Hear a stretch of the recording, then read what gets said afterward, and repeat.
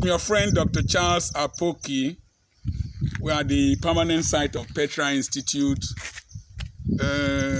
Let me quickly say, I have about a piece of land just behind this building. That's my personal property for sale. It's good for building. There's a road in front of it. It will be good for you to build a hostel, build a residence close to town. Also, we have 20 acres somewhere that is good for farming. We'll need to put a culvert, maybe just do a road to the place. 20 acres. Somebody is already farming there. It's very close to Uge and close to Remarriage. And we'll still have some acres left for sale. But I'm talking about the reality of aging. I'm talking about the aging male. You know, I'm 63, and there are some things I am learning, and there is a vow I made that I will share the aging process, the reality of the aging process with other males. I've been discussing with my contemporaries the reality of prostatic enlargement. When you go and urinate, the urine does not come out as freely as before. Towards the end, it will dribble. If you are not careful, it will stain your trousers. The fear of aging, the fear of diseases like prostatic hypertrophy, hypertension, diabetes, the need to check our blood pressures every day. I travel with the equipment to the sphic to check my blood pressure. There are medications we take daily. The reality of the fact that we are not as strong as before. But your mind, like my mind is still 35, but the body does not respond like us. You will want it to respond. But there's something about aging and marriage. The women age faster than us, and they get less interested in sexual relationship with their husbands earlier than the males. The man is still attracted to females, even at my age bracket and beyond, because the male species is stimulated by vision, stimulated by the female anatomy.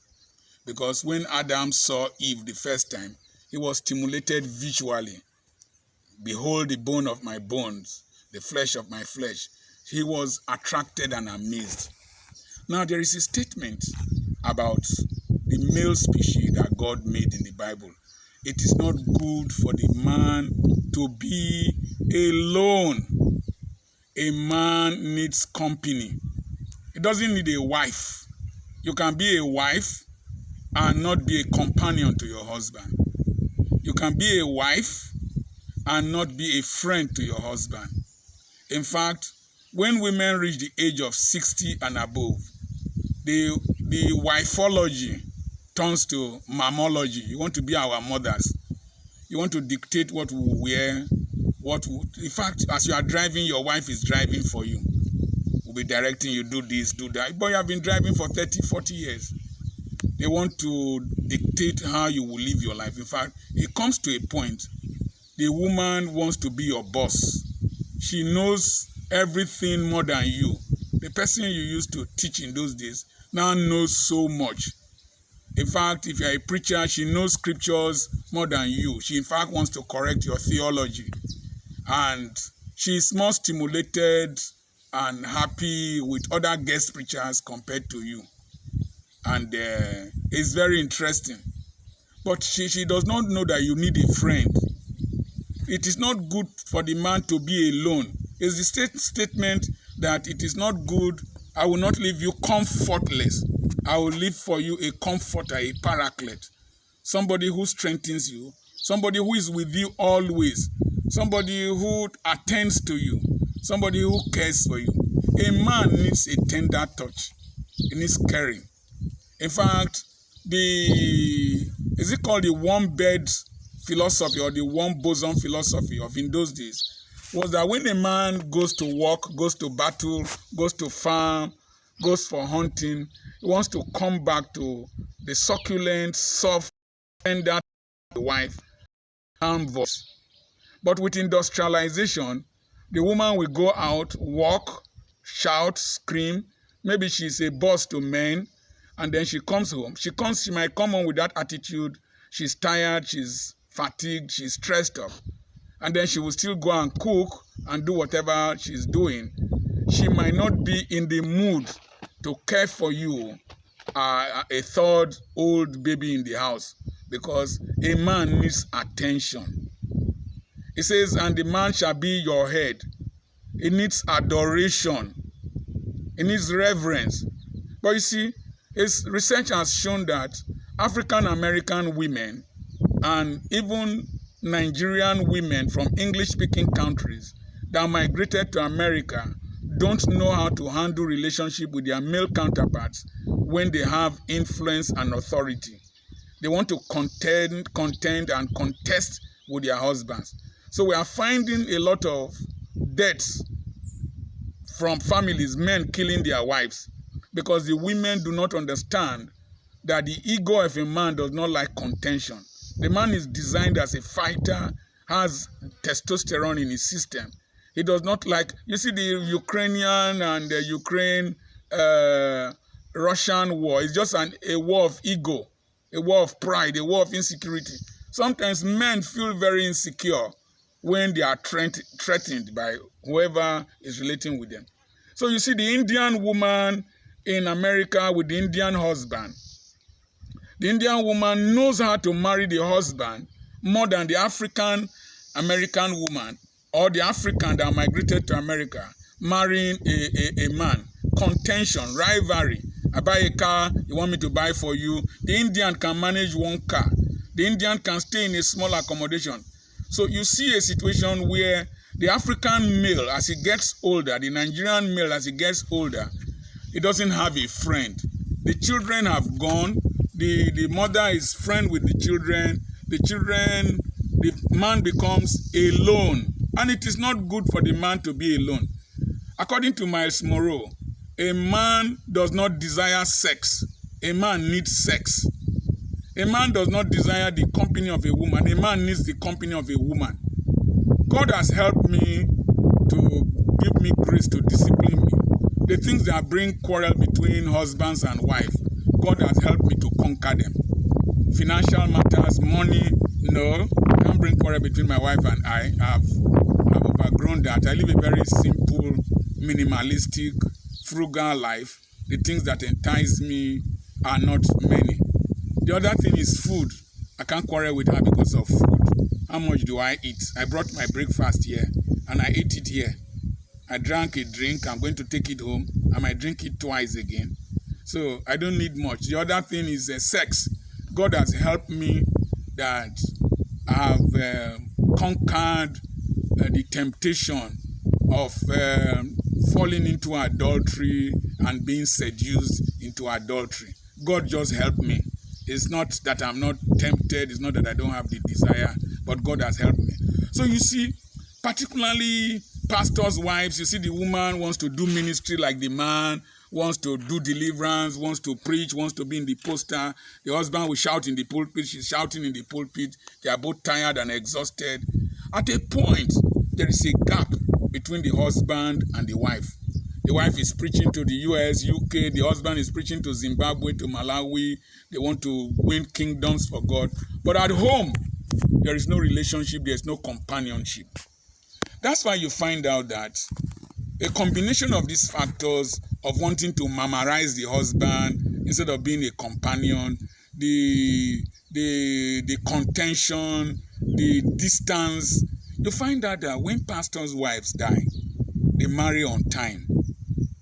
They want to marry somebody younger. They want to marry somebody who will admire them. They want to marry somebody who will adore them. They want to marry somebody who will call them Papa, who really values them and admires them.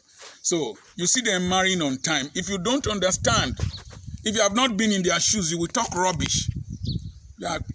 Somebody said, don't criticize what you have not experienced. Don't criticize what you don't understand. A man needs company.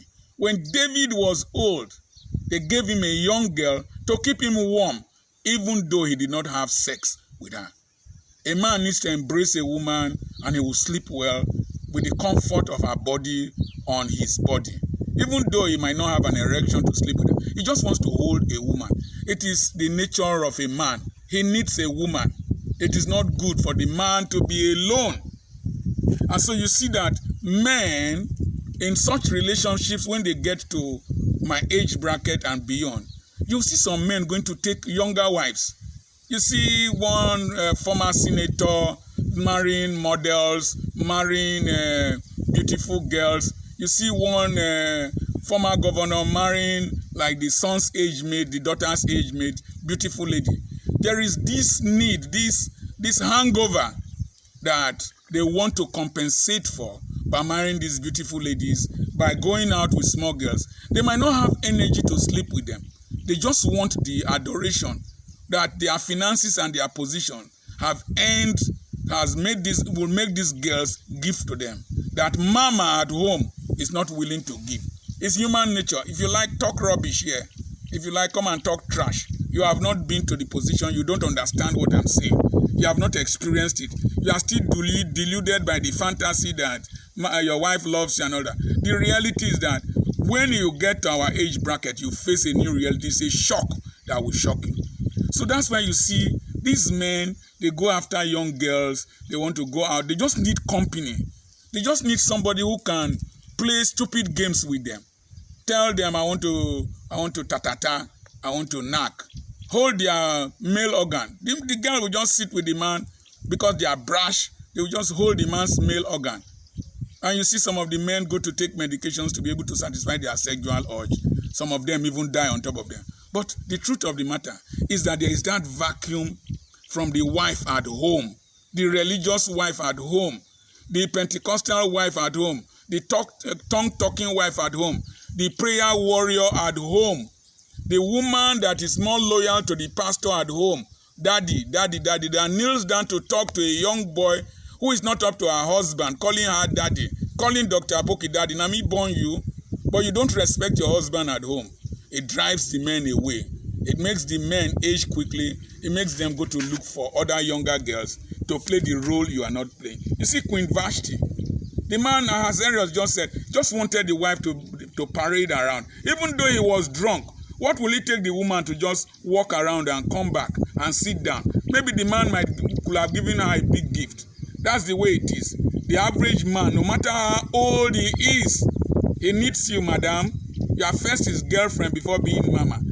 Even though your breasts have sagged, even though your belly has ripples, you have stretch marks, he still loves you.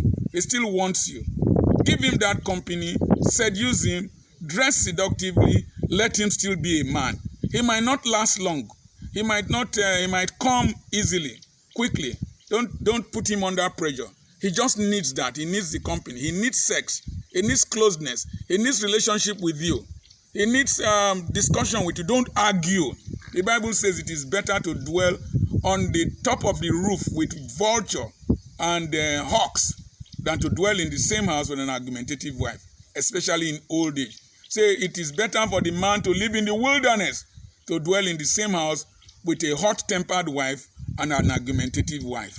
So you see men running away from home with young girls, running all over the place, and it is because they are deprived of that male need. It is true, women need admiration, women need attention, women need care, women need security. Most times, responsible men are willing to give that. Responsible men are willing to give that.